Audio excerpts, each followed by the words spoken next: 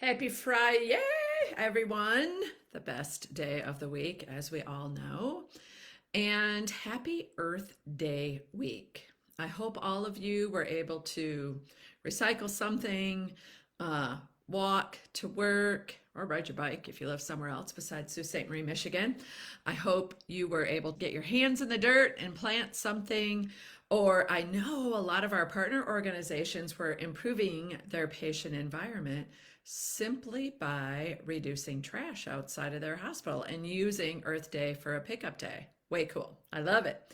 So my framework in five, we didn't do a poll this week because we're down to the very last part of the framework. What we do need to hear from you is, do you want the framework in five to continue? Or do you want me to go back to doing mini bites of leadership like I was before? So we'd love to hear from you on that perspective. But what we're focusing on today is the validation feedback loop. The validation feedback loop.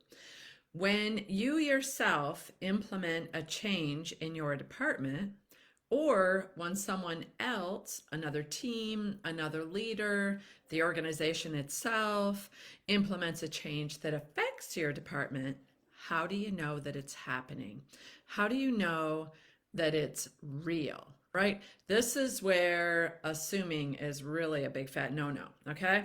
So the big deal is we still see leaders who manage from their office. We still see leaders who don't really watch and learn to pick up what other people were laying down that their department is supposed to be doing, or just plain old sending out an email and hoping that it's so. Well, hope is a very, very powerful emotion, but hope is not a strategy, not even remotely. So, no managing from your office. You got to get out in the fray of things. And many of you work, especially now in these times of extreme short staffing, do work shoulder to shoulder with people that you lead. But what we also see is you're in the thick of it, you're in the midst of it, you're working shoulder to shoulder, you're in the whirlwind, and guess what happens? You still don't notice is the change that we recently implemented working?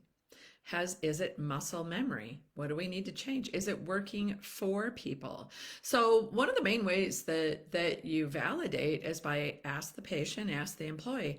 Even if you're a non-clinical leader, you can ask your employees, hey, as we're doing this spreadsheet in the finance department, or coding a chart together, or answering the phone together out at the switchboard, how's that change that we put in place last week working? How's it going?